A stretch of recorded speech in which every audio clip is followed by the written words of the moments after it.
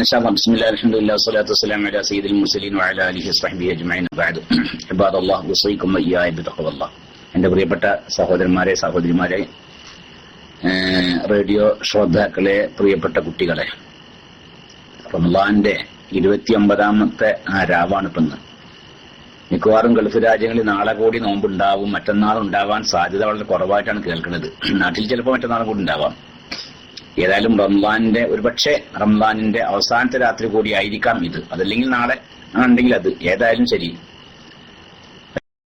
വല്ലാത്തൊരു സുവർണാവസരം ആണ് അള്ളാഹു തആല നമുക്ക് നൽകിയതിലെ. ഒരു സുന്നത്ത് ചെയ്താൽ, ഒരു ഫർള് ചെയ്ത കൂലി, ഒരു ഫർള് ചെയ്താൽ 70 റംസാൻ അല്ലാത്ത സമയങ്ങളിൽ 70 ഫർള് ചെയ്ത കൂലി. പടച്ചോനെ, റംസാൻ അല്ലാത്ത സമയത്ത് 70 ഫർള് ചെയ്ത കൂലിയാണ് റംസാനിൽ ഒരു ഫർള് ചെയ്താല്. എന്നാൽ സുന്നത്ത് ചെയ്താലോ ഒരു ഫർള് ചെയ്ത കൂലിയാണ്. അതിന് പുറമെ ചില അമലുകൾക്ക് അള്ളാഹു തആല 70ന്റെ കണക്കൊന്നല്ല, 70ഉം 700ഉം 70,000 അള്ളാഹു ഉദ്ദേശിച്ച അത്ര വാരി കോരി ചെരിഞ്ഞാണ് കൊടുക്കും. അതിന് കണക്കൊന്നുമില്ല എന്നാ നോമ്പിനെ കുറിച്ച് തന്നെ അതാണ് പറഞ്ഞത്. അപ്പൊ ഇന്ന കൂലിയെന്നാ പറഞ്ഞത്. അത് എനിക്കുള്ളത്, ഞാനാണ് അതിന് കൂലി കൊടുക്കാനുള്ളത്, ഞാനാണെന്നാ പറഞ്ഞത്. നോമ്പ് ഇരിക്കുള്ളതാണ്, ഞാനാണ് അതിന് കൂലി കൊടുക്കാനെന്നാ പഠിച്ചവൻ പറഞ്ഞത്. അതിൽ ബംഗളാരും അങ്ങനെ അതിനൊരു എണ്ണൊന്നും കണക്കാക്കണ്ടെന്ന് അള്ളാഹു തന്നെ പിന്നെ പറഞ്ഞിരിക്കണത്. പിന്നെ അതിന് പുറമെ ലൈലത്തുൽ ഖദ്റും ഖൈറും മിൻ അൽഫി ശഹ്റായ, 1000 മാസത്തെ പുണ്യമല്ല, 1000 മാസത്തിനേക്കാളും അപ്പുറം പുണ്യമുള്ള ഖൈറും മിൻ അൽഫി ശഹ്റായ അങ്ങനത്തെ ഒരു മാസം, അങ്ങനത്തെ ഒരു രാത്രിയും എല്ലാം കഴിഞ്ഞു പോയി. ഒരുപക്ഷെ ഇന്നത്തെ ഈ രാത്രിയും ലൈലത്തുൽ ഖദ്ർ ആവാൻ സാധ്യതയുള്ള രാത്രിയാണ്. ഏതായാലും അല്ലാഹു സുബ്ഹാനഹു വ തആല ഈ മാസത്തെ പൂർണ്ണമായും ആദരിച്ച മുഅ്മിനീങ്ങൾ ഉണ്ടാവുമല്ലോ അല്ലെ, അതിന്റെ പൂർണ്ണമായും ആദരിച്ച മുഅ്മിനീങ്ങൾ, ആ മുഅ്മിനീങ്ങൾക്ക് നൽകുന്ന കൂലി നമുക്കും നൽകട്ടെ. അതുപോലെ ആദരിച്ചിട്ടില്ല, ശരിയാണ്, പക്ഷെ അവരുടെയൊക്കെ ആ മഹത്വം കൊണ്ട്, അള്ളാഹുവിന്റെ മഹത്തായ ഫളല് കൊണ്ട്, അവന്റെ റഹ്മത്തിന്റെ വിശാലത കൊണ്ട് അള്ളാഹു ആ കൂലി നമുക്ക് എല്ലാവർക്കും പ്രദാനം ചെയ്യട്ടെ എന്ന് ദുആ ചെയ്യാണ്. നിങ്ങളെല്ലാവരും എനിക്കും എന്റെ കുടുംബത്തിന് വേണ്ടി ദുആ ചെയ്യുകയും ചെയ്യണം. അള്ളാഹു നമ്മയും നമ്മുടെ കുടുംബത്തെയും ദുനിയാവിലും ആഖിറത്തിലും രക്ഷപ്പെട്ടവരിൽ ഉൾപ്പെടുത്തട്ടെ. നമ്മുടെ മക്കളൊക്കെ അള്ളാഹുവിന്റെ ദീനിയായ ദീന്റെ അഹ്ലുകാരാകട്ടെ, അള്ളാഹു അവരൊക്കെ ഉന്നതരാക്കട്ടെ. ആമീൻ. വസല്ലല്ലാഹു അലാ സയ്യിദിനാ മുഹമ്മദ്. പിന്നെ ഒരാള് ഉദാഹരണം, ഞാൻ ശമ്പളം കൊടുക്കുന്ന ആളുടെ സക്കാത്തിന്റെ അരി ഞാൻ കൊടുക്കണോ? അത് വേണ്ട. അതെ, അടിമകളുടെ സക്കാത്ത് യജമാനാണ് കൊടുക്കേണ്ടത്. ഒരാള് അയാളുടെയും അയാൾ ചെലവ് കൊടുക്കുന്ന നിർബന്ധമാരുടെയും സക്കാത്ത് കൊടുക്കണം. ഒരു വ്യക്തിയെ അത് വേണം.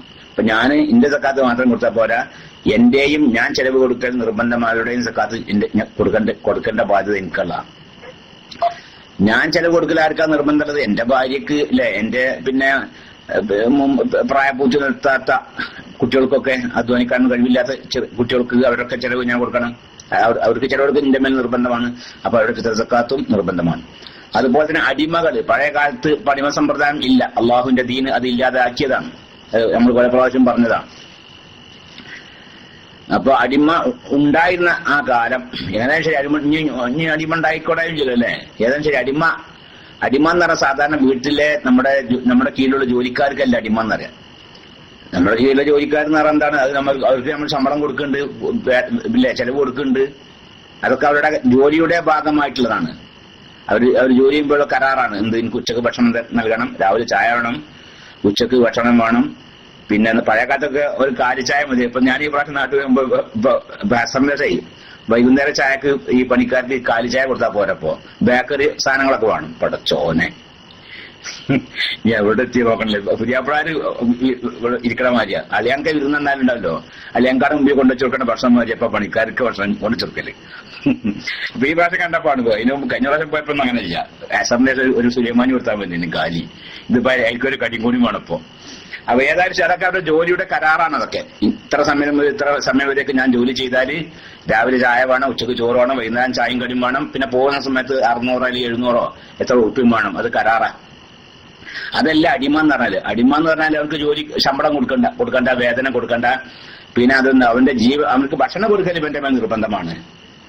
അവന് അവർക്ക് മറക്കാനുള്ള വസ്ത്രം നൽകുക, അവന് ജീവൻ നിലനിൽക്കാനുള്ള ഭക്ഷണം നൽകുക, അത് യജമാന്റെ മേൽ നിർബന്ധമാണ്. പക്ഷെ അവന് എന്ത് വേണ്ട, കൂലി കൊടുക്കണ്ട. ഇനി യജമാന്റെ അടുക്ക സ്വന്തം പണി ഇല്ല നിൽക്കുക, ജോലിയൊന്നും ഇല്ല, എന്നാ മറ്റൊരു സ്ഥലത്തേക്ക് അവനെ പണിക്ക് പറഞ്ഞാൽ അതിൽ കിട്ടുന്ന വേതനം ഉണ്ടല്ലോ, അതിന് കിട്ടുന്ന കൂലി അത് യജമാനുള്ളതാണ്. അതാണ് ഈ അടിമ എന്ന് പറയുന്നത്. പിന്നെ അവനെ മോചിപ്പിക്കുക അല്ലെ, അവനെ മോചിപ്പിച്ചാൽ അള്ളാഹുവിന്റെ ദീനിൽ വലിയ കൂലിയാണ്. അള്ളാഹു ഒരു അടിമയെ മോചിപ്പിച്ചിട്ടുണ്ടെങ്കിൽ, ഒരു മുഅ്മിനായ അടിമയെ മോചിപ്പിച്ചിട്ടുണ്ടെങ്കിൽ നരകത്തിനെ തൊട്ട് അവനെ അള്ളാഹു മോചിപ്പിക്കും എന്ന ഹദീസ് ഉണ്ട്. അപ്പൊ വലിയ കൂലിയാണ് അടിമനെ മോചിപ്പിക്കുക എന്നുള്ളത്. അതിന് പറഞ്ഞ സക്കാത്തിന്റെ അവകാശികളാണ് അവര്. സക്കാത്തിന്റെ മുതലിന്റെ 12% അടിമമോചനത്തിന് വേണ്ടിയാണ് ഇസ്ലാം നീക്കി വെച്ചിട്ടുള്ളത്. അപ്പൊ അതൊക്കെയാണ്. അപ്പൊ അങ്ങനെയുള്ളവരാണ് ഈ അടിമ എന്ന് പറഞ്ഞാല്. ആ അടിമന്റെ ഫിത്ർ സക്കാത്ത് ആര് കൊടുക്കണം? യജമാനൻ കൊടുക്കണം. ഏതുപോലെ അടിമക്ക് ഭക്ഷണം കൊടുക്കൽ യജമാന്റെ മേൽ നിർബന്ധമാണ്, അതുപോലെ തന്നെ വസ്ത്രം കൊടുക്കലും യജമാന്റെ മേൽ നിർബന്ധമാണ്, അതുപോലെ അയാളുടെ ഫിത്ർ സക്കാത്ത് കൊടുക്കലും ഈ യജമാന്റെ മേൽ നിർബന്ധമാണ്. അതല്ലാതെ നമ്മുടെ കീഴിൽ ജോലി ചെയ്യുന്ന, നമ്മുടെ കമ്പനിയിൽ ജോലി ചെയ്യുന്ന അതിന്റെ ജീവനക്കാരോ അല്ലെങ്കിൽ വീട്ടിൽ ജോലി ചെയ്യുന്ന ജോലിക്കാരോ ഒന്നല്ല അവരുടെ സക്കാത്ത് നമ്മൾ കൊടുത്താല് നമ്മുടെ മേൽ നിർബന്ധമില്ല. നമ്മൾ കൊടുത്താല് വീടുവോ അല്ലെ? ഇനി ഒരു കീഴിൽ ജോലി ചെയ്യുന്ന ഒരാളെ സക്കാത്ത് പിന്നെ അയാളെ മുതലാളി കൊടുത്തു നിൽക്കുന്നത് വീടോ? വീടണമെങ്കിൽ അയാളോട് ആദ്യം പറയണം, എന്റെ സക്കാത്ത് ഞാൻ കൊടുക്കുന്നുണ്ടെന്ന് അയാളെ വിവരം അറിയിക്കുകയും അയാൾ നിയത്ത് വെക്കുകയും വേണം. യജമാൻ നിയത്ത് വെച്ച പോരാ. മറ്റതല്ല. മറ്റത് നമ്മുടെ നാം ചെലവ് കൊടുക്കുന്ന നിർബന്ധമായുടെ ഫിത്ർ സക്കാത്ത് നമ്മൾ കൊടുക്കുമ്പോൾ നമ്മളാണ് നിയത്ത് വെക്കേണ്ടത്. ഞാൻ ഫിത്ർ സക്കാത്ത് കൊടുക്കുമ്പോഴേ എന്റെ ഫിത്ർ സക്കാത്ത് കൊടുക്കുമ്പോഴും എന്റെ ഫിത്ർ സക്കാത്താണ് എന്ന് ഞാൻ മനസ്സിൽ കരുതണം. അതുപോലെ ഭാര്യന്റെ ഫിത്ർ സക്കാത്ത് കൊടുക്കുമ്പോൾ എന്റെ ഭാര്യന്റെയാണ്, മറ്റേ കുട്ടികളൊക്കെ എന്റെ മേൽ നിർബന്ധമുള്ള ഫിത്ർ സക്കാത്താണ് ഞാൻ ഈ കൊടുക്കുന്നത് എന്ന നിയത്ത് ആ കൊടുക്കുന്ന ആൾക്ക് വേണം. ഭാര്യയല്ല നിയത്ത് വെക്കേണ്ടത്, അല്ലെങ്കിൽ മക്കളല്ല നിയത്ത് വെക്കേണ്ടത്. ആരുടെ മേലാണ് നിർബന്ധമുള്ളത്, ആരാണ് കൊടുക്കുന്നത്, അവരാണ് നിയത്ത് വെക്കേണ്ടത്. അതുപോലെ തന്നെ അടിമന്റെ ഫിത്ർ സക്കാത്ത് യജമാനൻ കൊടുക്കുമ്പോൾ യജമാനാണ് നിയത്ത് വെക്കേണ്ടത്. അതുപോലെയല്ല ഏത് നമ്മുടെ കമ്പനിയിൽ ജോലി ചെയ്യുന്ന ജീവനക്കാര്, അല്ലെങ്കിൽ കടകളിൽ ജോലി ചെയ്യുന്ന പിന്നെ ജോലിക്കാര്, അതല്ലെങ്കിൽ നമ്മുടെ വീട്ടിൽ ജോലി ചെയ്യുന്ന ജോലിക്കാര്, നമ്മുടെ കീഴിലുള്ള ജോലിക്കാര്, അവരുടെ ഫിത്ർ സക്കാത്ത് നമ്മൾ കൊടുക്കാൻ നിർബന്ധമില്ല. ഇനി അഥവാ നമ്മൾ കൊടുക്കുകയാണെങ്കിൽ നാം നിയത്ത് വെച്ചാൽ സഹിയാവുകയും ഇല്ല. പിന്നെന്ത് വേണം? അവരെന്നെ നിയത്ത് വെക്കണം. അവരോട് നമ്മൾ പറയണം, എന്റെ ഫിത്ർ സക്കാത്താണ് ഞാൻ ഈ കൊടുക്കണിട്ടാന്ന്. അപ്പൊ അയാൾ സമ്മതം കൊടുക്കുകയും അയാൾ നിയത്ത് വെക്കുകയും വേണം. എന്നാലേ സഹിയാവുകയുള്ളൂ. മനസ്സിലായല്ലേ? പിന്നെ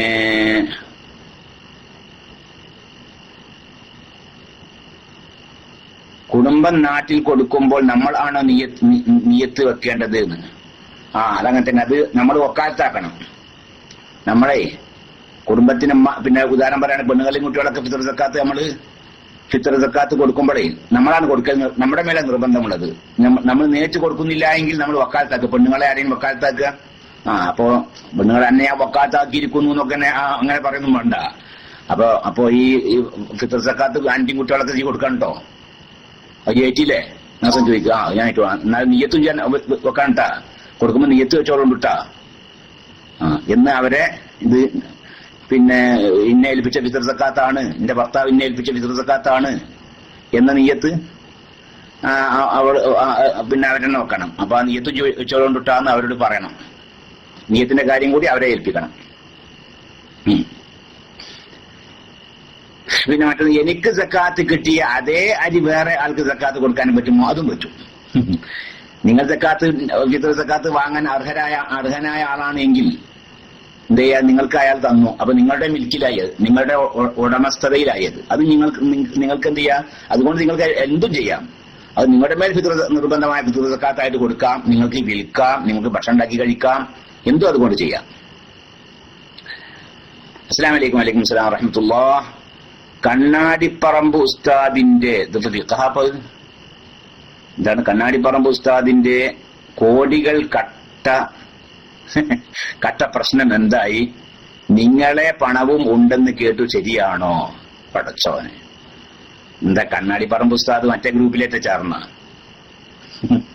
അയ്യ, നമ്മളെ വിവരമില്ലേ? നമ്മളാരും കണ്ണാടിപ്പറമ്പ് മറ്റേ സാധാരണ കക്കണ ഗ്രൂപ്പിൽ ചേർന്നതായിട്ട് നമ്മൾ അറിഞ്ഞിട്ടില്ല. പിന്നെ എന്റെ പണം അള്ളാഹു തരാൻ തോപ്പിക്ക ഇന്നവരേക്കും ആർക്കും പറ്റിക്കാൻ സാധിച്ചിട്ടില്ല. ഇനി അള്ളാഹുത്തിനെ കാത്തു രക്ഷിക്കട്ടെ. അത് പോട്ടെ.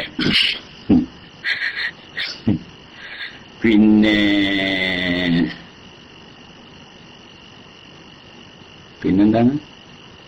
അസ്സലാമു അലൈക്കും. വലൈക്കും അസ്സലാം വറഹ്മത്തുള്ളാഹ്. ഫിത്ർ സക്കാത്ത് കറൻസി ആയി ഹനഫി മദ്ഹബ് പ്രകാരം കൊടുക്കാമോ?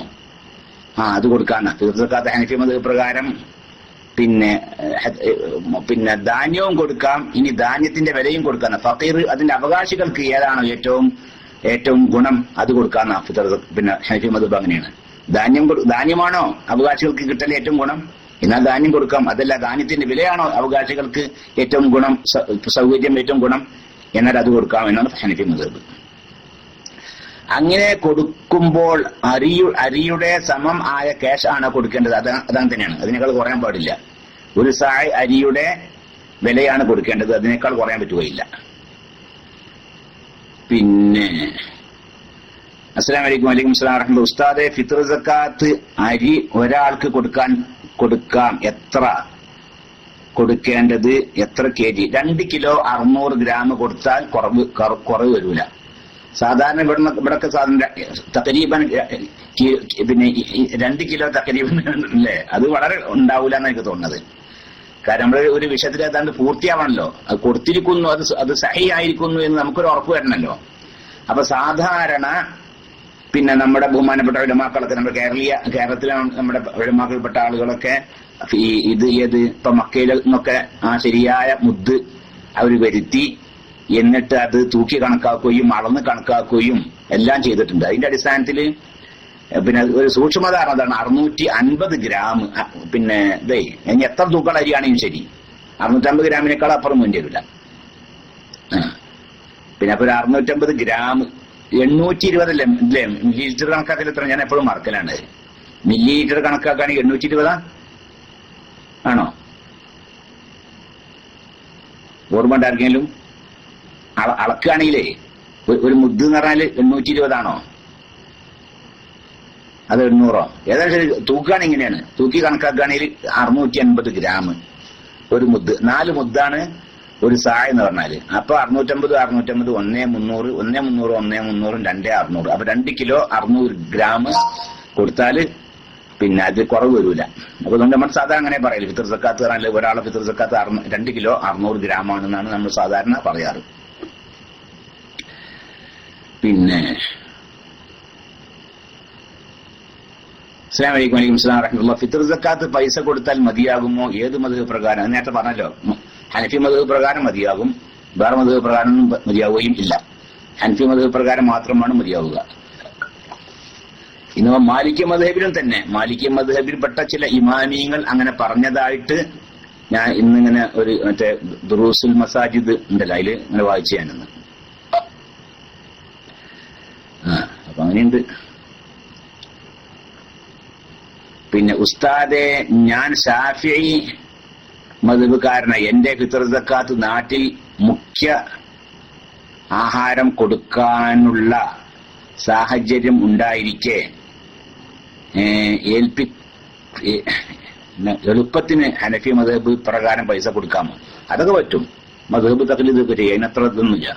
നിങ്ങൾ ഷാഫി മദ്ഹബാനാണ്, ഷാഫി മദ്ഹബുകാരനായ ഒരാൾക്ക് ഷാഫി മദ്ഹബിൽ തന്നെ ഉറച്ചു നിന്നുകൊണ്ട് അല്ലെ, ഷാഫി മദ്ഹബ് പ്രകാരം തന്നെ അയാളെന്ത് ചെയ്യാൻ പറ്റൂല, പിന്നെ പൈസ കൊടുക്കാൻ പറ്റില്ല.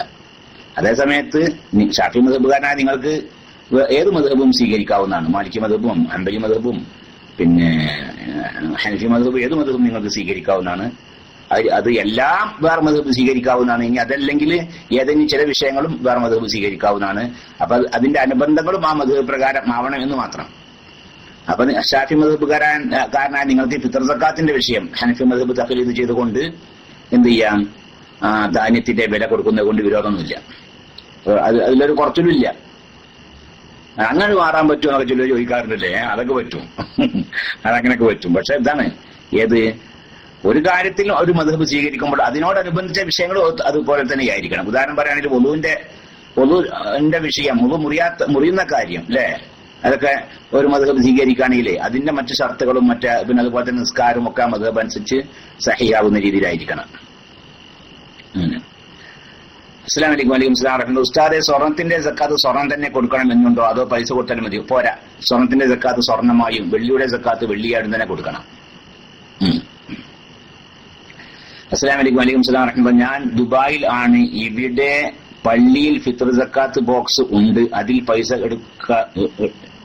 ഇട്ടാൽ ശരിയാകുമോ? അത് ഒരു ഇസ്ലാമിക ഗവൺമെന്റ് പിന്നെ സക്കാത്ത് പിരിച്ചെടുക്കാൻ വേണ്ടി ഏൽപ്പിച്ച ചില ജിഹത്തുകളുണ്ട്. അവരാണെങ്കിൽ അതുകൊണ്ട് വിരോധമില്ല. ഉദാഹരണം പറയുകയാണെങ്കിൽ ഇവിടെ പിന്നെ ഫിർസക്കാത്ത് അതിന്റെ അവകാശികളുടെ അടുക്കൽ നിന്ന് വാങ്ങിക്കൊണ്ട് അതിന്റെ മുസ്തഹത്തീങ്ങൾക്ക് കൊടുക്കുവാൻ വേണ്ടി പിന്നെ ഹിലാൽ അഹ്മർ പോലെയുള്ള അതുപോലെ തന്നെ ദാറുൽ ബിർ പോലെയുള്ള സ്ഥാപനങ്ങളൊക്കെ ഏൽപ്പിച്ചിട്ടുണ്ട്. അപ്പൊ അത്തരം ഇസ്ലാമിക ഗവൺമെന്റ് ഏൽപ്പിച്ച സക്കാത്ത് പിരിച്ചെടുക്കുവാനും അതിന്റെ അവകാശികൾക്ക് എത്തിച്ചു കൊടുക്കാൻ വേണ്ടി ഏൽപ്പിച്ച പ്രത്യേകമായ വിഭാഗമാണെങ്കിൽ അവരെ ഏൽപ്പിക്കുന്നത് കൊണ്ട് വിരോധമില്ല. അപ്പൊ നിങ്ങൾ ആ പള്ളിയിൽ അങ്ങനെ വെച്ചിട്ടുണ്ട്, അത് അവരുതാണെങ്കിൽ അതുകൊണ്ട് വിരോധമില്ല, സഹിയാവുന്നതാണ്.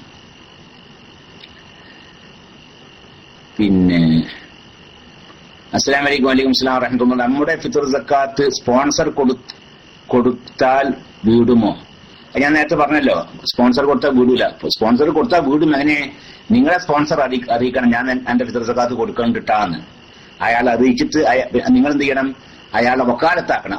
നിങ്ങൾ കൊടുക്കിട്ടാ എന്ന് നിങ്ങൾ നിയ്യത്ത് വെക്കണം. അയാളെ ഏൽപ്പിക്കും, പിന്നെ അത് ഏൽപ്പിക്കുകയും വേണം. ഏൽപ്പിക്കാതെ അങ്ങനെ കൊടുക്കേണ്ട ചെയ്ത് സമ്മതിക്കാൻ പക്ഷെ ആ സമയത്ത് അത് എന്ത് ചെയ്യണം? അതിന് നിയ്യത്ത് നിങ്ങൾ വെക്കണം. അദ്ദേഹം ആ കൊടുക്കുന്നത് അദ്ദേഹം പിന്നെ കൊടുക്കാം എന്ന് എന്റെ ഫിത്ർ സക്കാത്ത് അദ്ദേഹം ആ കൊടുക്കാന്ന് പറഞ്ഞത് പിന്നെ എന്റെ നിർബന്ധങ്ങൾ ഫിത്ർ സക്കാത്ത് ആകുന്നു, അത് ഞാൻ കൊടുക്കുന്നോ ആ രീതിയിൽ ഏതെങ്കിലും പിന്നെ സഹിയാവുന്ന രീതിയിൽ നിയ്യത്ത് നിങ്ങൾ വെക്കണം. അയാൾ നിയ്യത്ത് വെച്ചാൽ പോരാ. അയാൾ നിയ്യത്ത് വെച്ചാൽ മതി. അയാളെ വക്കാലത്താക്കുകയാണെങ്കിൽ അല്ലേ, അയാൾ വക്കാലത്താക്കി നിയ്യത്ത് വെക്കാനും അയാളെ ഏൽപ്പിച്ചിട്ടുണ്ട് നിൽക്കുക, എന്നാലും അയാൾ നിയ്യത്ത് വെച്ചാൽ മതി. അതല്ലാതെ അയാൾ നിങ്ങൾ അറിയാതെ അയാളാണ് കൊടുത്തു നിൽക്കുക, അത് പോരാ. നിങ്ങൾ അയാളെ ആ വിഷയം അറിയിക്കുകയും നിങ്ങൾ നിയ്യത്ത് വെക്കുകയും വേണം. പിന്നെ ഫർള് നോമ്പ് ഖളാ വിടാൻ ഉണ്ട്. ശവ്വാലിന്റെ നോമ്പിന്റെ കൂടെ നിയ്യത്ത് വെച്ച് നോമ്പ് എടുത്താൽ മതിയാകുമോ? ഫർള് നോമ്പ് ശവ്വാലിന്റെ നോമ്പിന്റെ കൂടെ അങ്ങനെയല്ല. ഫർള് നോമ്പ് ഖളാ വിട്ടുകാണ് നിയ്യത്ത് നമുക്ക് നിർബന്ധമാണ്. ഫർള് നോമ്പ് സുന്നത്ത് നോമ്പിന്റെ ദിവസേ ഫർള് നോമ്പ് ഖളാ വിട്ടുകയാണെങ്കിൽ ആ സുന്നത്ത് നോമ്പ് നോക്കുന്നത് മാത്രം നിയ്യത്ത് വെച്ചാൽ പോരാ. ഫർള് നോമ്പ് നോക്കുന്ന നിയ്യത്ത് വെക്കൽ നിർബന്ധമാണ്. ഫർള് നോമ്പ് നോൽക്കുന്നു എന്ന് നിയ്യത്ത് വെക്കൽ നിർബന്ധമാണ്. ഇനി അതോടുകൂടി സുന്നത്ത് നോമ്പിന് കൂടി കരുതി നിൽക്കുക. കരുതിയാല് പിന്നെ സുന്നത്ത് നോമ്പിന്റെ കൂലിയും കിട്ടും. ഫർള് നോമ്പിന്റെ ഇത് വീടും ചെയ്യും, സുന്നത്ത് നോമ്പിന്റെ കൂലിയും കിട്ടും. കരുതിയില്ലെങ്കിലോ? കരുതിയില്ല, വെറും ഫർള് നോമ്പ് മാത്രം നോൽക്കാനേ കരുതിയിട്ടുള്ളൂ. എന്നാൽ അസ്ലു സുന്നത്ത് കിട്ടുന്ന, അസ്ലു സുന്നത്ത് അതിന്റെ സവാബ് കിട്ടുന്നല്ലേ പറഞ്ഞത്. ആ ദിവസം ഒരു നോമ്പ് നോൽക്കാൻ ഷറൈന്റെ ഒരു കൽപ്പന ഉണ്ടല്ലോ, അത് പാലിച്ചവനായി പരിഗണിക്കപ്പെടുന്നു. അപ്പൊ ഫർള് നോമ്പ് എന്ന് മാത്രം നിയ്യത്ത് വെച്ചാൽ ഫർള് നോമ്പ് സുന്നത്ത് നോമ്പിന്റെ ദിവസേ ഫർള് നോമ്പ് ഖളാ കൂട്ടുന്നു എന്ന് മാത്രം നിയ്യത്ത് വെച്ചു. എന്നാൽ ഖളാ വീടും അതേ സമയത്ത് അതിന്റെ ആ അസ്ലു സുന്നത്ത് കരസ്ഥമാകും. അസ്ലു സുന്നത്ത് കരസ്ഥമാകുക പറഞ്ഞാൽ ആ ദിവസം ഒരു സുന്നത്ത് നോമ്പ് നോൽക്കാനുള്ള കൽപ്പന ഉണ്ടായിരുന്നു. ആ നോമ്പ് നോറ്റവനായിട്ട് പരിഗണിക്കപ്പെടും. അതേ സമയത്ത് ഫർള് നോമ്പിനോട് കൂടി സുന്നത്ത് നോമ്പ് നോൽക്കുന്നു എന്ന് കരുതി നിൽക്കുക, എന്നാൽ ഫർള് നോമ്പ് വിടുകയും ആ സുന്നത്ത് നോമ്പിന്റെ കൂലി കിട്ടുകയും ചെയ്യും. ഇനി ഒരാൾ സുന്നത്ത് നോമ്പിന്റെ അന്ന് സുന്നത്ത് നോമ്പ് മാത്രമേ കരുതിയുള്ളൂ, ഫർള് നോമ്പ് കരുതിയില്ല നിൽക്കുക, എന്നാൽ സുന്നത്ത് നോമ്പ് മാത്രമേ ആവുള്ളൂ, ഫർള് നോമ്പ് ഖളാ കൂടുകയില്ല. അപ്പൊ ചുരുക്കി പറയുകയാണെങ്കിൽ ഫർള് നോമ്പ് കരുതണം, അത് നിർബന്ധമാണ്. അതാണ് ഏറ്റവും വളരെ ശ്രദ്ധിക്കേണ്ടുന്ന വിഷയം. അതാണ്, അത് കരുതിയെങ്കിലേ ഖളാ കൂടൂ. പിന്നെ അസ്സലാമു അലൈക്കും. വലൈക്കും അസ്സലാം വറഹ്മത്തുള്ളാഹി. എന്റെ ഉസ്താദെ, ഞാൻ ചെയ്യുന്ന സക്കാത്തിനും ധർമ്മത്തിന്റെയും പ്രതിഫലം എന്റെ ഭാര്യക്ക് കിട്ടും?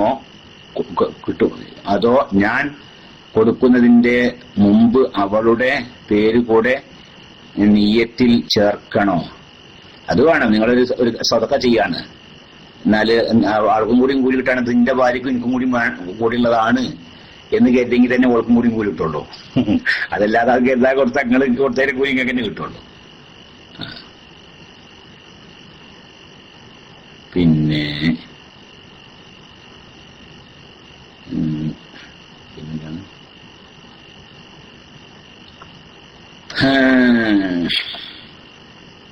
എന്താണ് ഒരുപാടുണ്ടല്ലോ. അസ്സലാമു അലൈക്കും. വലൈക്കും അസ്സലാം വറഹ്മത്തുള്ളാഹി. ഉസ്താദെ, എന്റെ മോൻ 1.5 വയസ്സാണ്. നേരത്തെ അദ്ദേഹത്തോട് ഞാൻ പിഎമ്മിലൂടെ സംസാരിച്ചിട്ടുണ്ട്. 1.5 വയസ്സ്. അവൻ വല്ലാതെ കുമ്മായം തിന്നുന്നു എന്നാണ് പറഞ്ഞത്. ചില കുട്ടികളുണ്ട് അങ്ങനെ. കുട്ടികൾ 1.5 വയസ്സായിട്ട് ഓന്റെ പണി കാര്യമായിട്ട് ചുമര് കുത്തി പൊളിച്ച് കുമ്മായം തിന്നലാണത്രേ. അല്ലാഹു സുബ്ഹാനഹു വ തആല കുട്ടിക്ക് ആ സ്വഭാവം വേഗം മാറ്റി കൊടുക്കട്ടെ. അല്ലേ, അല്ലാഹു സുബ്ഹാനഹു വ തആല അവന് കുട്ടികൾക്ക് പ്രത്യേക രസം കണ്ടിട്ടുണ്ടാവുകയെ. അള്ളാഹു സുബ്ഹാനഹു വ തആല കാത്തു രക്ഷിക്കട്ടെ. അതുകൊണ്ട് യാതൊരു വിഷമവും ഇല്ലാതാക്കട്ടെ പഠിച്ചവന്. പിന്നെ ഞാൻ പറഞ്ഞിട്ട് അദ്ദേഹത്തോട് നല്ലൊരു പ്രഗത്ഭനായ ഡോക്ടർ സമീപിച്ചാൽ മതി. അതൊക്കെ ഇന്നിപ്പോ ഡോക്ടർമാരുടെ അതിനൊക്കെ ചികിത്സ ഉണ്ട്. കുമ്മായത്തിനോട് വെറുപ്പുണ്ടാവാനും ഭക്ഷണത്തോട് ഒരു മതിപ്പുണ്ടാവാനും ആഗ്രഹം ഉണ്ടാവാനും ഒക്കെ ഉള്ള മരുന്നുകൾ ഇന്നുണ്ട്. അപ്പൊ പ്രഗത്ഭനായ ഒരു ഡോക്ടറെ സമീപിക്കുക, അതാണ് അതിന് ചെയ്യേണ്ടത്. പിന്നെ നമുക്ക് ദുആ ചെയ്യാം, അല്ലാഹു സുബ്ഹാനഹു വ തആല കുട്ടിക്ക് ആ സ്വഭാവം മാറ്റി കൊടുക്കട്ടെ. പിന്നെ അള്ളാഹു പൂർണ്ണ ആരോഗ്യവും സിഹത്തും ആഫിയത്തും ഒക്കെ അള്ളാഹു പ്രദാനം ചെയ്യട്ടെ. അള്ളാഹുവിന്റെ ത്വാഅത്തിലായിക്കൊണ്ട് ദീർഘായുസ്സും പ്രദാനം ചെയ്യട്ടെ. ആമീൻ. ഫുഡ് വളരെ കുറവാണ്. ഈ ദുശ്ശീലം മാറാൻ എന്ത് ചെയ്യും? വല്ലതും ചൊല്ലി കൊടുത്താൽ മാറുമോ? ഞാനേ അത്ര ഒന്നും പറയില്ല. സഹീഹായ ഹദീസ് അല്ലേ അങ്ങോട്ട് കിട്ടണം. നബി നമുക്കൊന്നും പേടിക്കാല്ലേ? അള്ളാന്റെ റസൂൽ പറഞ്ഞിരിക്കുന്നില്ല എന്ത് ഇന്ന കുമ്മായം തിന്നാൻ മാറുന്നേ ചെല്ലിയാ മതിയെന്ന്. എന്നാ പിന്നെ ഒന്നും ചിന്തിക്കേണ്ടതില്ല, നമുക്ക് നിർദ്ദേശിക്കാം അങ്ങനെ ചെല്ലിക്കോളി. പക്ഷെ നമ്മളെ അങ്ങനെ അത് നമുക്ക് അറിവില്ല. അതില്ലെങ്കിൽ മഹാന്മാരായ നമുക്ക് വിശ്വസിക്കാൻ പറ്റുന്ന കാര്യമായ മഹാന്മാര് പറയണം. എന്നാ അവരാണല്ലോ. അതല്ലാതെ നമ്മൾ ഇന്നേ ചെയ്തോളി അത് ചെയ്തോളി നമ്മളങ്ങനെ പറയാം. അപ്പൊ പറ്റൂല. എനിക്കതിനെ കുറിച്ച് അറിയില്ല. നമുക്ക് നിർദ്ദേശിക്കാനുള്ള ഇതാണ് ഏത് പ്രഗത്ഭനായ ഡോക്ടറെ സമീപിക്കുക, എന്നിട്ട് അയാളുടെ നിർദ്ദേശം സ്വീകരിക്കുക, പിന്നെ നമ്മൾ ദുആ ചെയ്യുക. അതാണിപ്പോ അപ്പൊ നിങ്ങളും തന്നെ നിങ്ങളുടെ കുട്ടിക്ക് ആ സ്വഭാവം മാറാൻ വേണ്ടി നിങ്ങൾ ദ്വാർക്കുക, വേറെ ആളുകളെ കൊണ്ട് ദ്വാർക്കാൻ പറയും ചെയ്യാൻ, അതോടുകൂടി ചികിത്സ നടത്തുകയും ചെയ്യുക. പിന്നെ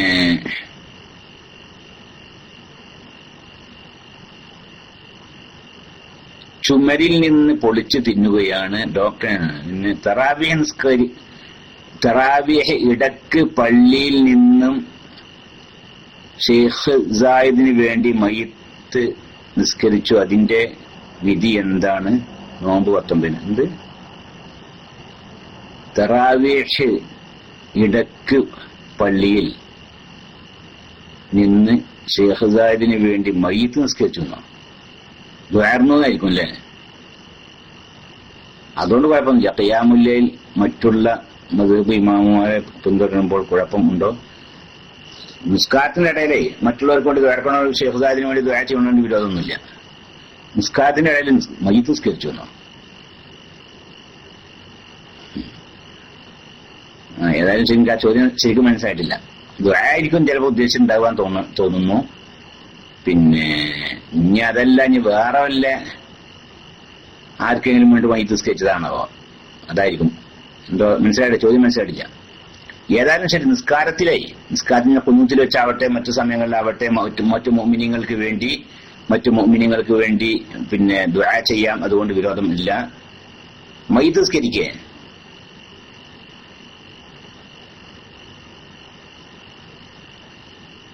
മയ്യിത്ത് നിസ്കരിക്കപ്പെടുത്തോ? അദ്ദേഹം വഫാത്തായിട്ട് കാലത്രായി. ഇനി മയ്യിത്ത് നിസ്കരിക്കണ വിരോധമില്ല കേട്ടോ. ഒരാൾ മരിക്കുന്ന സമയത്ത് ആ മയ്യിത്തിന്റെ മേൽ നിസ്കാരം ഫർളായ ആളായാൽ മതി. എന്നാൽ മയ്യിത്ത് നിസ്കാരം സഹിയാകും. മുമ്പ് മരിച്ചു പോയ ഒരാളെ പേര് മയ്യിത്ത് നിസ്കരിക്കാണ്. അപ്പൊ മയ്യിത്ത് നിസ്കരിക്കുന്ന സഹിയാകും. എപ്പോൾ? അദ്ദേഹം മരിക്കുന്ന സമയത്ത് ഈ നിസ്കരിക്കുന്ന ആളെന്താണ്? മയ്യിത്ത് നിസ്കാരം ഫർളായ ആളാണ്. എന്നാൽ പിന്നെ മയ്യിത്ത് സഹിയാകും. അതേ സമയത്ത് ഒരു 100 കൊല്ലം മുമ്പ് ഒരാൾ മരിച്ചു നിൽക്കുക, 100 കൊല്ലം, അതായത് 150 കൊല്ലം മുമ്പ് മരിച്ചു പോയ ഒരാളാണ്. അയാളുടെ പേരിൽ ഇപ്പോൾ മയ്യിത്ത് നിസ്കരിക്കാൻ പറ്റുമോ? ഇല്ല. എന്താ കാരണം? അയാൾ മരിക്കുന്ന സമയത്ത് ഇയാൾ മയ്യിത്ത് നിസ്കാരം കടമപ്പെട്ട ആളല്ല. അന്ന് കാരണം അയാൾ ജീവിച്ചിട്ട് പോയിട്ട് ഇല്ല, അയാളെ പെറ്റിട്ടും കൂടില്ല. അപ്പൊ അത് പറ്റൂല. ഈ വ്യക്തി മരിക്കുന്ന സമയത്ത് പിന്നെ മയ്യിത്ത് നിസ്കാരം ഫർളായ ആളാണ് എങ്കിൽ എന്ത് ചെയ്യാ? അയാളുടെ മേലില് പിന്നെ മയ്യിത്ത് നിസ്കരിക്കാം. അതുകൊണ്ട് വിരോധമില്ല. അത് നിസ്കരിച്ചിട്ടില്ലെങ്കിലേ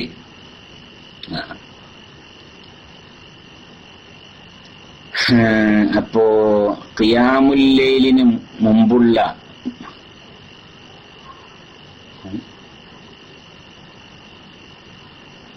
ഖിയാമുൽ ലൈലിന് മറ്റുള്ള മദ്ഹബിലെ ഇമാമാരെ പിന്തുടരുമ്പോൾ കുഴപ്പമുണ്ട്? അതൊന്നുമില്ല. ഖിയാമുൽ ലൈലാണ് തറാവീഹ് നിസ്കാരം അല്ലെങ്കിൽ വിത്രൊക്കെയാണ് അല്ലേ? തഹജ്ജുദ് നിസ്കാരമല്ല. തഹജ്ജുദ് നിസ്കാരാണെങ്കിൽ തഹജ്ജുദാണെങ്കിൽ ആദ്യം ഉറങ്ങണം, എന്നാലേ തഹജ്ജുദാവുള്ളൂ. ഇനി ഉറങ്ങിയാൽ തന്നെ തഹജ്ജുദ് നിസ്കാരം ജമാഅത്ത് ശറഅാക്കപ്പെടാത്ത നിസ്കാരവുമാണ്. ഒറ്റക്ക് നിസ്കരിക്കലാണ് സുന്നത്ത്. ജമാഅത്ത് ആയിട്ട് നിസ്കരിക്കൽ സുന്നത്തല്ല.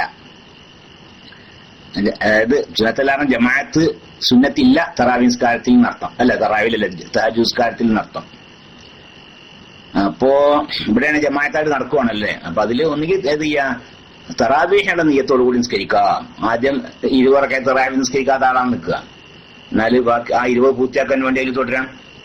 അതല്ലെങ്കിൽ ഞാൻ 20 റക്അത്ത് നിസ്കരിച്ച ആളാണ് ഇന്ന് വിത്ർ നിയ്യത്തോടു കൂടി അങ്ങനെയാവാം വിത്ർ. അപ്പൊ അത് ഏത് മദ്ഹബുകാരനോട് തുറന്ന് നിസ്കരിച്ചാലും വിരോധമൊന്നുമില്ല.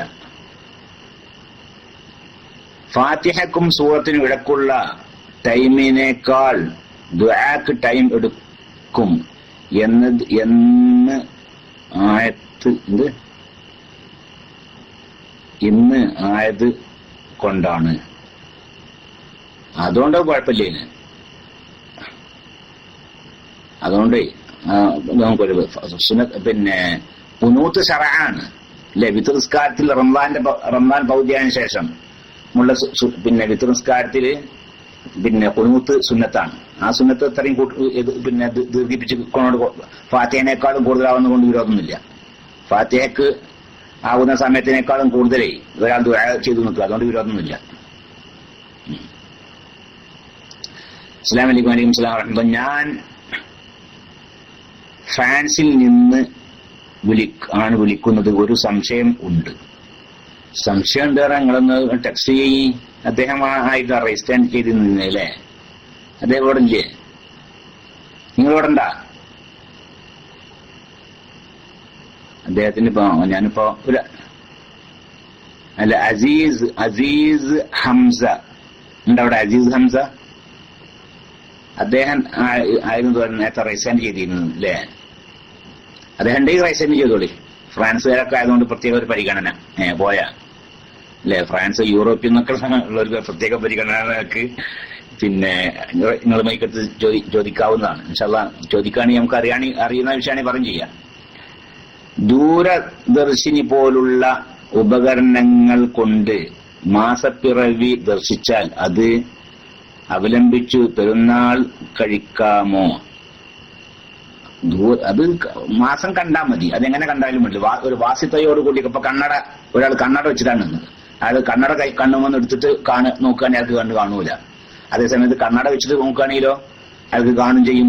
അങ്ങനെ കണ്ടിട്ടാണ് ഒരാൾ എന്ത് ചെയ്യുന്നത്, മാസം കണ്ടത്. എന്നാൽ അയാൾക്ക് നോമ്പ് നോക്കാൻ നിർബന്ധമാണ്. ശവ്വാൽ മാസം പിറവി അയാൾ കണ്ടിട്ട് അയാൾക്ക് പിറ്റേ ദിവസം നോമ്പ് നോക്കാൻ പാടില്ല, ഹറാമാണ്. അയാളും വേറൊരാളും കൂടി എന്ത് ചെയ്ത് രണ്ടാൾ കണ്ടിട്ടാണ്. ഇനി അയാൾ ആദിലായ മനുഷ്യനാണ്. അയാൾ എന്ത് ചെയ്തു, ഖാദിന്റെ അടുക്കൽ പോയി ഖാദിക്ക് അയാൾ പറഞ്ഞ ബോധ്യപ്പെട്ടിട്ടുണ്ടെങ്കിൽ ആ ഖാദി അതനുസരിച്ച് വിധിച്ചാല് അയാളുടെ ആ ഖളാഇന്റെ സ്ഥലത്തുള്ള ആളുകൾക്ക് നോമ്പ് നോൽക്കാൻ നിർബന്ധവുമാണ്. അങ്ങനെയല്ലേ? ഇനി റംദാനല്ല മറ്റു മാസങ്ങളാണെന്ന് അയാളും വേറൊരാളും കണ്ടു. 2 മാസം കണ്ടിക്കണ്. മറ്റു മാസങ്ങൾ കണ്ട് സ്ഥിരപ്പെട്ട 2 റംദാനമാരിയല്ല. ആ ഒരാൾ എന്ത് ചെയ്തിക്കണ്, കണ്ണട വെച്ചിട്ടാണ് കണ്ടത്. ഒരാൾ കണ്ണട വെക്കാതെ കണ്ടത്. എന്നാലും കൂട്ടും. അതനുസരിച്ച് പിന്നെ ഖാദിക്ക് വിധിക്കാവുന്നതാണ്. അപ്പോ ഉപകരണം വെച്ചുകൊണ്ട് കാണട്ടെ, അതല്ല പിന്നെ അല്ലേ, അല്ലെങ്കിൽ അതല്ലാതെ നഗ്ന നേത്രം കൊണ്ട് കാണട്ടെ, എങ്ങനെയാലും ശരി അതുകൊണ്ട് മാസപ്പിറവി കണ്ടതായി സ്ഥിരപ്പെടുന്നതാണ്. പിന്നെ ഇത്രയും ചോദ്യങ്ങളേ ഉള്ളൂ. ഇതിൽ അള്ളാഹു സുബ്ഹാനഹു വ തആല ഇതുവരേക്കും പറഞ്ഞു ചോദിച്ചും കേട്ടതൊക്കെ അള്ളാഹു ഖബൂൽ ചെയ്യട്ടെ. ഈ വിശുദ്ധ റമദാനെ അങ്ങേയറ്റം ആദരിച്ച മുഅ്മിനീങ്ങളെ കൂട്ടത്തിൽ അള്ളാഹു തആല നമ്മൾ ആദരിച്ചിട്ടില്ലെങ്കിലും അള്ളാഹുവിന്റെ റഹ്മത്തിന്റെ വിശാലത കൊണ്ട് ആ കൂട്ടത്തിൽ നമ്മയും അള്ളാഹു തആല ഉൾപ്പെടുത്തി തരട്ടെ. ഈ റമദാൻ കഴിയുന്നതോടുകൂടി നമ്മുടെ ചെറുതും വലുതുമായ എല്ലാ ദോഷങ്ങളും പുറത്തു തന്നുകൊണ്ട് അള്ളാഹു നമ്മെ പൂർണ്ണമായും ശുദ്ധീകരിക്കട്ടെ. അള്ളാഹു ഒരു ദോഷവും ബാക്കി വെക്കാതെ പൂർണ്ണമായും ശുദ്ധീകരിക്കപ്പെട്ടവരായ രീതിയിൽ റമദാനോട് വിട പറയാനുള്ള തൗഫീഖ് നമുക്ക് എല്ലാവർക്കും പ്രദാനം ചെയ്യട്ടെ.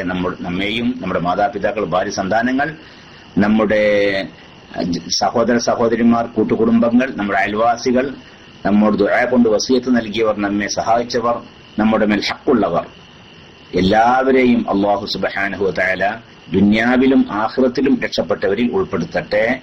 ربنا آتنا في الدنيا حسنة وفي الآخرة حسنة وقنا عذاب النار وصلى الله على سيدنا محمد وآله وصحبه أجمعين والحمد لله رب العالمين. എല്ലാവരും നിങ്ങളുടെ ദുആയിൽ എന്നെയും കുടുംബത്തെയും ഉൾപ്പെടുത്തണം എന്ന് കൂടി ആവശ്യപ്പെട്ട് ഞാൻ മൈക്ക് റിലീസ് ചെയ്യുന്നു. അസ്സലാമു അലൈക്കും വറഹ്മത്തുള്ളാഹി.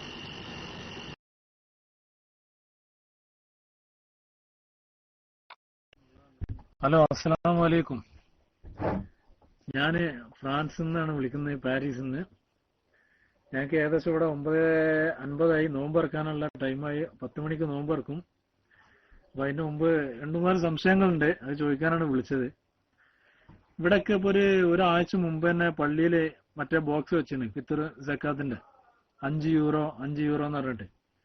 അപ്പൊ അത് പെരുന്നാളിന്റെ ഈ മാസം കാണുന്നതിന് മുമ്പ് തന്നെ അതിൽ ഇടുന്നതിൽ തെറ്റുണ്ടോ?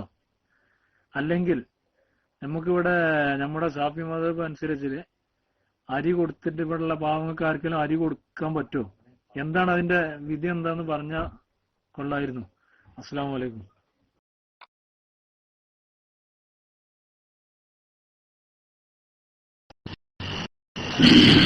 വലൈക്കും അസ്സലാം വറഹ്മത്തുള്ളാഹി. ഫിത്ർ സക്കാത്ത് കൊടുക്കാൻ 3 രൂപ ഉള്ളത് നിങ്ങൾ ശ്രദ്ധിക്കണം കേട്ടോ. ഫിത്ർ സക്കാത്ത് കൊടുക്കാൻ 3 രൂപം. ഒന്നുകിൽ നാം നമ്മുടെ സ്വന്തം കൈ കൊണ്ട് അതിന്റെ അവകാശികളെ ഏൽപ്പിക്കുക. സക്കാത്ത് വാങ്ങേണ്ടുന്ന അവകാശികളെ നമ്മളെ തന്നെ സ്വന്തം നമ്മുടെ കൈ കൊണ്ട് ഏൽപ്പിക്കുക. അതല്ലെങ്കിൽ ഏതെങ്കിലും വ്യക്തിയെ വക്കാലത്താക്കുക. ഏതെങ്കിലും സംഘടനയല്ല, ഏതെങ്കിലും വ്യക്തിയെ വക്കാലത്താക്കുക. എന്റെ ഫിത്ർ സക്കാത്ത് അതിന്റെ അവകാശികൾ കൊടുക്കാൻ നിന്നെ ഞാൻ വക്കാലത്താക്കി എന്ന് ആരോടെയും പറയാം. അത് അയാൾ സ്വീകരിക്കുകയും വേണം. അതല്ലെങ്കിൽ ഇസ്ലാമിക് ഗവൺമെന്റ് ആണെങ്കിൽ ആ ഇസ്ലാമിക് ഗവൺമെന്റ് സക്കാത്ത് പിരിച്ചെടുക്കാൻ വേണ്ടി ഏൽപ്പിച്ച വിഭാഗമുണ്ടല്ലോ, അവരെ ഏൽപ്പിക്കുക. ഈ 3-4 രീതിയിൽ മാത്രമേ ഫിത്ർ സക്കാത്ത് ഏൽപ്പിക്കാൻ പറ്റൂ, കൊടുക്കാൻ പറ്റൂ. മനസ്സിലായല്ലോ? ആ പള്ളിയിൽ ബോക്സ് ഇട്ട് നിൽക്കുക. ഫ്രാൻസാണ്, അത് ഇസ്ലാമിക രാജ്യമല്ല. പിന്നെ അപ്പൊ അവിടെ ഒരു പള്ളിയിലെ ബോക്സ് ഇട്ടിട്ടുണ്ട്. ഫിത്ർ സക്കാത്ത് അതിൽ നിക്ഷേപിക്കുക പറഞ്ഞാൽ സഹിയാവുകയില്ല, അത് കൊടുക്കാൻ ഇതാവില്ല. അപ്പൊ എന്ത് വേണം? ഒന്നുകിൽ നിങ്ങളുടെ സ്വന്തം കൈകൊണ്ട് നിങ്ങൾ അതിന്റെ അവകാശികൾക്ക് പിന്നെ ഏൽപ്പിക്കുക. അതല്ലെങ്കിൽ നിങ്ങൾ ഏതെങ്കിലും ഒരു വ്യക്തിയെ വക്കാലത്താക്കുക. എന്റെ ഫിത്ർ സക്കാത്ത് കൊടുക്കാൻ വേണ്ടി നിന്നെ ഞാൻ ഏൽപ്പിച്ചു നിങ്ങൾ പറയാം, അയാളെ സ്വീകരിക്കുകയും ചെയ്യുക. അതല്ല എങ്കിൽ ഇസ്ലാമിക് ഗവൺമെന്റ് ആണെങ്കിൽ ഇസ്ലാമിക് ഗവൺമെന്റിനെ ഏൽപ്പിക്കുക. ഈ 3 രീതിയിലെ സക്കാത്ത് കൊടുക്കാൻ പറ്റും. പിന്നെ മാസപ്പിറവി കാണാൻ റമദാൻ ഒന്നും കൊടുക്കുന്നതിനെ കൊടുക്കുക, അതോട് വിരോധമില്ല. റമദാനിലെ അവസാനത്തെ ദിവസം സൂര്യൻ അസ്തമിക്കുന്നതോട് കൂടിയേ ഫിത്ർ സക്കാത്ത് നിർബന്ധമാകൂ എങ്കിലും റമദാൻ 1 മുതൽക്ക് തന്നെ ഫിത്ർ സക്കാത്ത് കൊടുത്തു തുടങ്ങാം, അതുകൊണ്ട് വിരോധമില്ല. മനസ്സിലായിട്ടുണ്ടാവുന്ന കേൾക്കുന്നു. ഞാൻ മൈക്ക് റിലീസ് ചെയ്യുന്നു.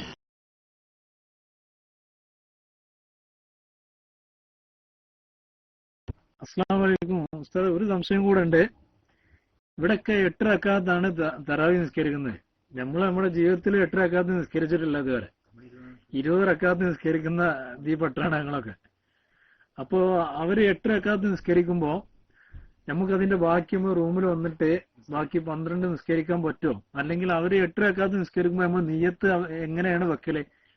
ഇവിടെ എല്ലാവരും ഇവിടെ 20 റക്അത്ത് അപൂർവം ചില ബംഗാളികളൊക്കെ ഉണ്ട് ഒരുമിച്ച് കൂടിയാണ്ട് അവരുടെ റൂമിലൊക്കെ 20 റക്അത്ത് നിസ്കരിക്കുന്നുണ്ട്.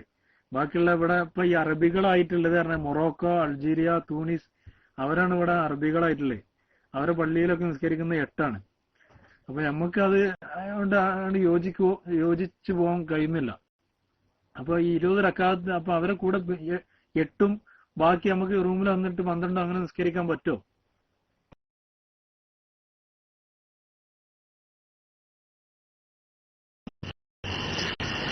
അതൊക്കെ പറ്റും. നിങ്ങൾ അവരെ തുറന്ന് 8 റക്അത്ത് നിസ്കരിച്ച് ബാക്കി 12 റക്അത്ത് നിങ്ങൾ വീട്ടിൽ വന്നിട്ട് ഒറ്റക്ക് നിസ്കരിക്കുകയോ അല്ലെങ്കിൽ ജമാഅത്തായി നിസ്കരിക്കുകയോ അല്ലെങ്കിൽ അയാളുടെ തുറന്ന് 8 റക്അത്ത് കഴിഞ്ഞ ശേഷം നിങ്ങൾ അവിടെ വേറെ ജമാഅത്തായിട്ട് നിസ്കരിക്കുകയോ ഒക്കെ ചെയ്യുക, അതുകൊണ്ട് വിരോധമില്ല. അപ്പോ ആ 8 റക്അത്തിൽ പിന്നെ തറാവിയാണ് നിയത്തോട് കൂടി തന്നെ നിസ്കരിക്കുക, ബാക്കി 12 പിന്നീട് നിങ്ങൾക്ക് നിസ്കരിക്കാം, അതുകൊണ്ട് വിരോധമില്ല. പിന്നെന്താ വേറെ ചോദ്യം ഉണ്ടായത്? എന്താ മൊറോക്കോക്കാർ അതാരെയിലേക്കോട്ടെ ഇല്ലേ, മുഅ്മിനീങ്ങൾ ആരായാലും ശരി, അതൊക്കെ നമ്മുടെ സഹോദരന്മാരില്ലേ. മൊറോക്കോക്കാരും അൾജീരിയക്കാരും യൂറോപ്യരും ഷഹാദത്ത് കലിമ ഉച്ചരിച്ച ആൾക്കാരൊക്കെ നമ്മളെ സഹോദരന്മാർ തന്നെയാണ്, അതുകൊണ്ട് വിരോധമില്ല. വേറെ ചെല്ലല്ലേ? ഇൻഷാ അല്ലാഹ്. അസ്സലാമു അലൈക്കും.